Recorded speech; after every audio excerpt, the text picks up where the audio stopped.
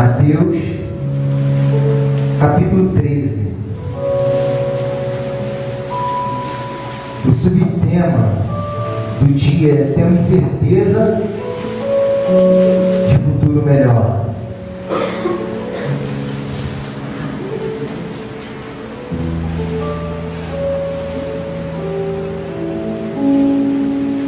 Amém? Diz assim a palavra do Senhor. A parábola do semeador. Jesus contando. Naquele mesmo dia, saindo Jesus de casa, assentou à beira-mar, e grandes multidões se reuniram perto dele, de modo que entrou em um barco e se assentou. E toda a multidão estava em pé na praia, e de muitas coisas lhe falou Jesus por parábolas, e dizia: eis que o semeador saiu a semear. E ao semear, uma parte caiu à beira do caminho, e vindo as aves a comeram. Outra parte caiu em um solo rochoso, onde a terra era pouca, mas diz que logo nasceu. Mas visto não ser profunda a terra, saindo porém o sol, a queimou, e porque não tinha raiz, secou-se. A outra caiu entre os espinhos, e os espinhos cresceram e a sufocaram. Versículo 8 ele vai dizer: a outra, enfim, caiu em uma boa terra e deu fruto, a 100, a 60, a 30 por um. E no versículo 9 ele vai dizer: quem tem ouvidos, possam ouvir e que ouçam. Quando Jesus inicia essa parábola, a gente vai dar continuidade à leitura. A gente pode analisar que a parábola em si própria, Jesus contou muitas parábolas, é algo que possa fazer com que venha a ser mais compreensível aquilo que ele quer passar. Jesus ele usava sempre histórias referentes aqui à terra, para colocar como um paralelo mediante essas parábolas, para revelar o que Deus queria no meio do povo. Então a parábola ela tinha sentido de simplificar as coisas, tornar mais entendível ao povo que estava ouvindo.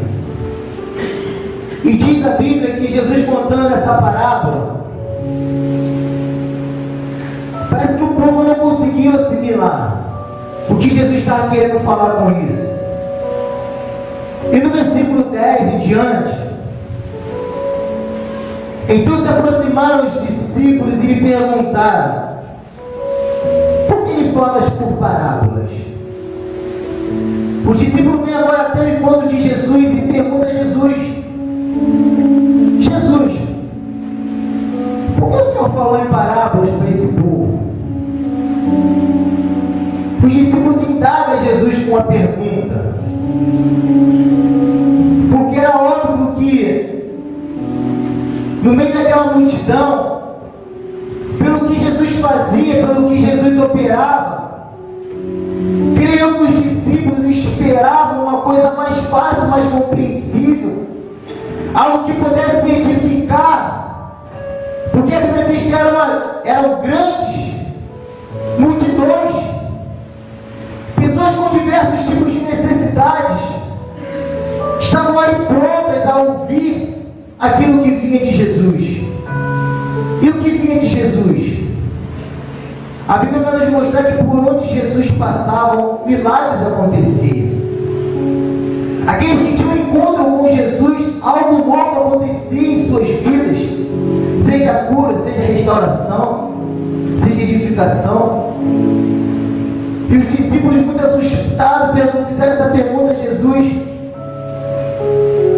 E no versículo 11, Jesus vai lhe responder: porque a vós, outros, é dado conhecer os mistérios do reino dos céus, mas aqueles não lhes é isso concedido. Jesus está dizendo para os discípulos: vocês estão entendendo? Não se preocupa, porque essa multidão, nesse dado momento, não estou entendendo essas palavras. Mas se atentem vocês. Jesus viu que de primeira instância os discípulos conseguiram compreender a parábola, mas também entenderam que o povo que estava ali, esperando algo de Jesus compreensível, não estava entendendo. E Jesus dá essa resposta mediante a pergunta que eles tinham feito. E no versículo 12 em diante ele vai dizer: pois ao que tem se lhe dará e terá em abundância, mas ao que não tem, até o que tem lhe será tirado. Por isso lhes falo por parábolas, porque esse povo, melhor se dizendo, vendo, eles não veem, e ouvindo, eles não conseguem ouvir e nem entendem, de sorte que nele se cumpra a profecia de Isaías. A profecia de Isaías diz: ouvireis com os ouvidos e de nenhum modo entendereis. Vereis com os olhos e de nenhum modo vocês conseguem perceber. E no versículo 15 ele vai dizer: porque o coração desse povo está endurecido, de mau grado, ouviram com os ouvidos e fecharam os olhos, para não suceder que vejam com os olhos, ouçam com os ouvidos e entendam com o coração e se convertam e sejam por mim curados. O que de primeira instância é o que os discípulos não enxergaram na multidão, Jesus enxergou. E Jesus diz para aquele povo aqui assim: vocês estão sendo privilegiados, porque a minha palavra, ainda que eu não tenha explicado ela na sua totalidade, essa parábola, vocês conseguiram compreender. Mas a esse povo que não conseguiu compreender, eu conheço o coração deles. E foi por isso que eu falei em parábolas. E um pouco semelhante a esse, é esse povo de Jeremias, que nos qual nos veio dito que em Deus está a minha esperança. E quando entramos aqui no sábado, os subtítulos nos vieram com muito poder e autoridade, buscando o Senhor de todo o coração, a forma com que buscar. Mas por quê? Porque o livro de Jeremias em si, Deus vai nos ensinar nesse livro tamanha sua misericórdia e preocupação com o que ele tinha para aquele povo.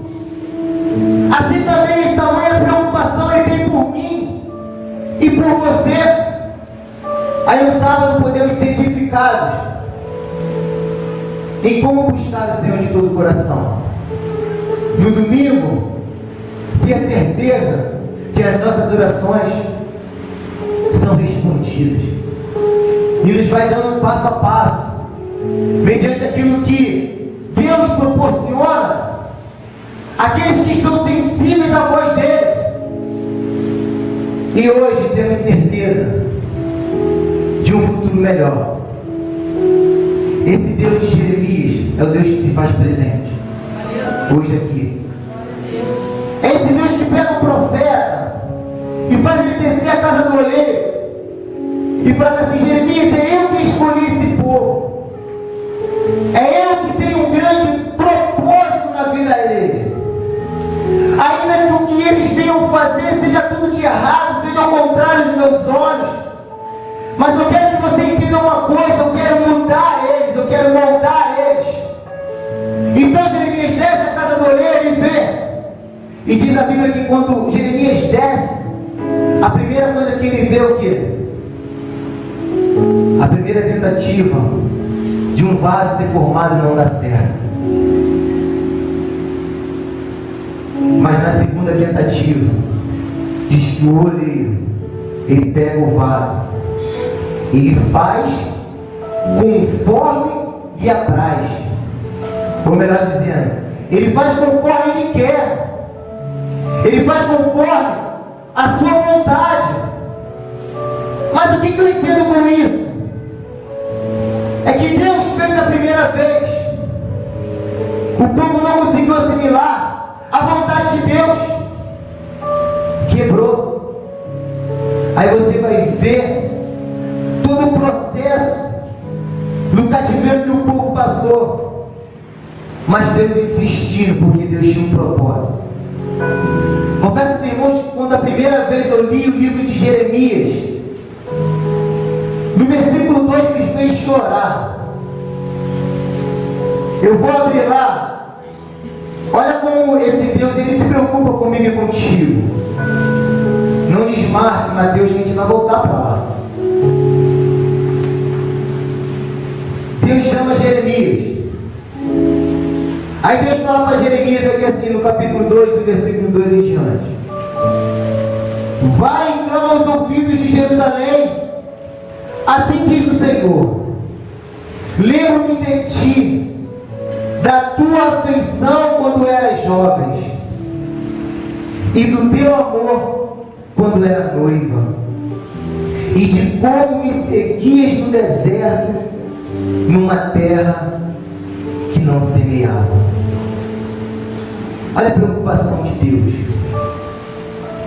Olha que tamanho é o amor desse Deus, que tinha para com esse povo que tinha virado as costas para ele. Aí esse Deus que desde a existência do ser humano veio usando de misericórdia, dizendo que assim: meus filhos, eu quero me relacionar contigo, ter um relacionamento profundo, relacionamento de amizade, no qual nada vai poder quebrar. Aí Deus fala para Jeremias aqui: Jeremias, esse é meu povo. Vai lá dizer para eles, traz a memória deles, como que eles me serviam, como que eles agiam no começo, como era lindo o nosso amor de noivo para com a noiva. Deus faz Jeremias dizer: esse povo, esse era o povo escolhido por Deus. E é assim também na minha e na sua vida. Nós somos escolhidos por Deus. E essa mesma preocupação que Deus tinha em restaurar o povo na época de Jeremias que estava cativo, é essa mesma preocupação que Deus tem comigo e contigo hoje. E esse privilégio está sobre a nossa vida. Louvado seja o nome do Senhor. Porque no versículo 16, no capítulo 13 de Mateus, continuando a parábola, olha o que Jesus vai dizer: bem-aventurado, porém, os vossos olhos, porque veem, e os vossos ouvidos, porque ouvem. Pois em verdade vos digo que muitos profetas e justos desejaram ver o que vedes e não viram, e ouvir o que ouves, mas não ouvem. Olha que coisa tremenda que Jesus está falando. Muitos gostariam de ter esse privilégio que nós temos. Estar 4 dias aqui é maravilhoso. De você poder se edificar, você poder se encher do Espírito Santo. Amados, eu creio que de certo esses 4 dias proporcionam em nossas vidas, temos a certeza de um futuro melhor. Amém? Amém.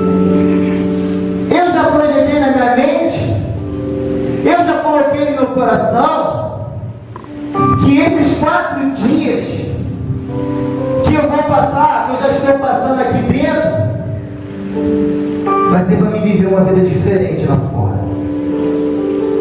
Que esses 4 dias é como se você tivesse engatado num carregador para você agora atuar lá fora.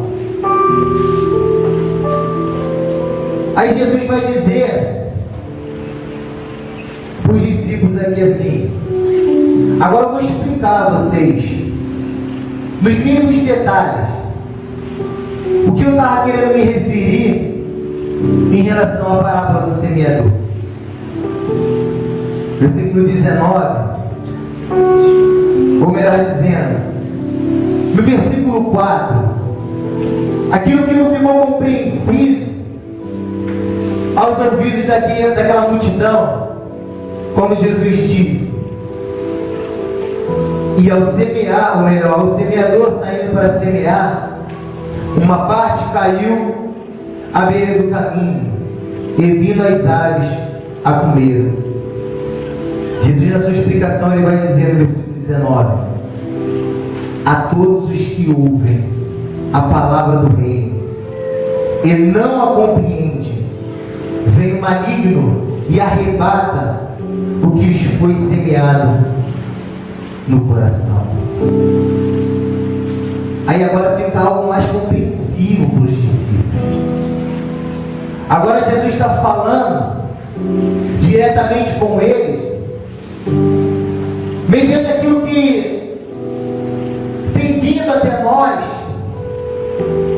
a forma com que nós devemos guardar, como temos nós que cuidar, mediante aquilo que o Senhor tem nos dado. Vem o maligno e arrebata o que lhes foi semeado no coração. Este é o que foi semeado à beira do caminho. Eu creio que durante esses 4 dias o Senhor está semeando a sua palavra no seu coração, né? Esse é o propósito. Esse é o propósito de estarmos aqui. Receber essa semente no nosso coração. Aí no versículo 20, ou melhor dizendo, no versículo 5, Jesus falando que uma outra parte caiu em solo rochoso, aonde a terra era pouca, e logo nasceu. Nasceu, não nasceu? Nasceu. Visto não ser profunda a terra, saindo porém o sol, a queimou, e porque não tinha raiz, secou-se. Aí Jesus vai explicar o que foi semeado em solo rochoso. Esse é o que ouve a palavra e a recebe logo com muita alegria, mas não tem raiz em si mesmo, sendo antes de pouca duração, e lhe chegando a angústia ou a perseguição por causa da palavra, logo se escandaliza. As explicações são muito diretas. Temos certeza de um futuro melhor. Creio que muitos aqui estão fazendo planos. Creio que muitos aqui já colocaram a tábua do coração, dizendo que assim, quando eu sair daqui, eu vou ser transformado. Esses 4 dias vão ser os 4 dias que vão iniciar a minha história lá fora. Eu tive perguntando ao Senhor em relação a essa palavra. Amados, 4 dias nós estamos confinados, melhor dizendo, aqui dentro, fechando todas as brechas para o inimigo não atuar em nossas vidas. Mas só que esses 4 dias vão passar. E seremos aqui cheios do poder do Espírito Santo. Seremos aqui transportando com essa semente no nosso coração. Mas sabe quando chegar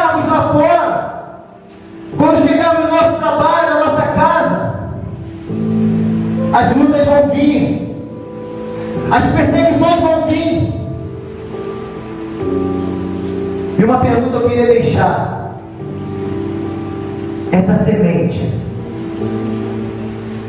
qual será a profundidade que ela estará no teu coração? Porque quando você sair daqui, irmãos, o diabo vai querer roubar. O diabo vai querer tomar ela de você. Sabe por causa de quê? Porque essa semente que o Senhor está plantando no teu coração, ela está proporcionando em você vida. Está acionando dentro de você novos sonhos, novos projetos, mudança, uma grande revolução na sua vida, seja ministerial, seja familiar, seja conjugal, seja no seu trabalho, seja empecilhos e barreiras que outrora te paravam. Você está colocando no teu coração: eu tenho certeza assim do futuro melhor quando eu sair daqui. Mas ninguém tira essa certeza que você tem quando sair daqui. Temos que nos preocupar se essa semente já está sendo plantada no solo rochoso, ou se ela está sendo plantada numa terra profunda. Mas ele para por aí. Não são só essas características, não é só essa explicação que Jesus dá. Ele vai além. Ele vai dizer que no versículo 7, outra caiu entre os espinhos, e os espinhos cresceram e a sufocaram. Aí Jesus vai explicar o que foi semeado entre os espinhos é o que ouve a palavra, porém os cuidados do mundo e a fascinação das riquezas sufocam a palavra e ela fica infrutífera. Jesus está dizendo: lá fora, o dia a dia, a correria, a preocupação em ser, a preocupação em ter, eu tenho que ter, eu tenho que alcançar esse objetivo, eu tenho que chegar lá, eu tenho que ganhar. Onde a gente tem visto esse evangelho da prosperidade, essa teologia da prosperidade, dizendo que para você ser, você tem que ter. Mas quando nós nos deparamos com a Bíblia, para a gente alcançar, a gente tem que renunciar. Para a gente querer alcançar os nossos objetivos e termos certeza de dias melhores. Mas que dias melhores é esse que a palavra vai nos dizer que nós temos que ter certeza no nosso coração? É de um dia estar na glória com Ele. É de um dia estar sentado junto com o Pai. É sofrer e carregar a cruz do Senhor dia após dia. E tomar posse. Uma palavra de vitória. Não só de promessas, promessas, promessas, promessas. Para você ser, você não tem que ter. Você tem que ser um cristão. Você tem que entender o que a palavra de Deus está direcionada para você. Esses dias eu peguei a Bíblia de manhã antes de trabalhar e eu falei: Senhor, dá um versículo. Por favor, Senhor, eu quero ouvir a tua voz nessa manhã. Eu me deparei com uma palavra de Paulo que eu comecei a chorar. Quando Paulo disse que assim: não vivo eu, mas Cristo vive em mim. Eu comecei a olhar para dentro de mim e eu falei: Senhor, será que eu posso falar essas palavras? Eu falei: Senhor, será que eu posso falar essas palavras, declarar no meio de uma multidão, declarar para o Senhor mesmo que o Senhor vive em mim? Olhando para dentro de mim, vendo a pessoa tão pequenina que sou, olhando para o meu coração, vendo que todas as coisas eu tenho que tirar. Eu falei: Senhor, tenha misericórdia na minha vida. E o Senhor falou no meu coração: meu filho, a cada dia eu te dou oportunidade para você arrancar. A cada dia eu te dou uma oportunidade para você deixar eu entrar no teu coração. E deixar eu tirar algo que está impossibilitado para que a raiz possa estar bem estável, para que quando vir o vento, quando vir a tempestade, ainda aquela balança, mas ela não vai cair. Eu falei: Senhor, faça em mim a boa obra. Falei: Senhor, faça em mim a boa obra. Senhor, eu quero voltar a ser como criança, porque eu estava me deparando com Jeremias capítulo 2, versículo 2. Eu tentei me colocar diante de Deus, para que assim, eu tentei sentir o que Deus estava sentindo quando estava aquele povo escolhido. Traz a lembrança dele, como que eles me serviam, como eles me amavam numa terra que não brotava, no deserto, como que eles dependiam de mim, como eu de tão amor produzia o maná, eu não deixava faltar nada, e como eles me amavam.